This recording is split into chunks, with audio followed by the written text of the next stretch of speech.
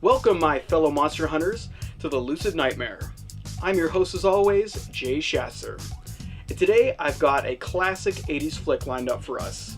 It is Fred Decker's 1987 ultimate classic. It is Monster Squad. And guys, this one is just my absolute favorite comedy horror. And if you haven't seen it, you're in for a real treat. Let's dive into this fun flick. Here is Monster Squad. The Monster Squad is a superb and highly entertaining follow-up to Fred Decker's Night of the Creeps. Borrowing a number of themes and central elements from 1985's The Goonies, Decker creates a world where creatures from the Universal Monsters lineup run rampant in a small suburban town. Profusely fun and wild as they come, The Monster Squad is a stupendous blend of kids' feature film flavor and horror-laced wonders that excite as much as they frighten. In short, the film is balls-to-the-wall fun. The film follows a group of friends who call themselves the Monster Squad. Meeting in secret and conversing on everything horror-related, the group unexpectedly stumbles upon a nefarious plot. It appears that Dracula, along with a band of horrific creatures consisting of the Wolfman, the Mummy, and the creature from the Black Lagoon, have just arrived in town, and they're looking to take over. Rallying together, the Monster Squad takes to the streets in order to bring down this evil alliance of iconic villains along with the help of Frankenstein's monster. Can they save the town and send Dracula and his friends straight to hell, or is this sleepy town doomed? First and foremost, the kid actors that make up the Monster Squad are amazing. Every last one of the young actors feels authentic, and none of their performances feel forced or fabricated to fit a certain mold.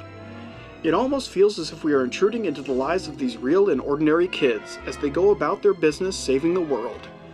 Echoing the overall feel that Richard Donner was able to accomplish in The Goonies, Decker provides a great lineup of child actors to authenticate this tight-knit group of monster slayers. Leading the pack is young Sean, played by Andre Gower, who's able to tackle this demanding role without projecting an age that is far flung from his character's origins. Gower pulls it off perfectly, and you never think for 1 second that he's in front of a camera performing instead of playing.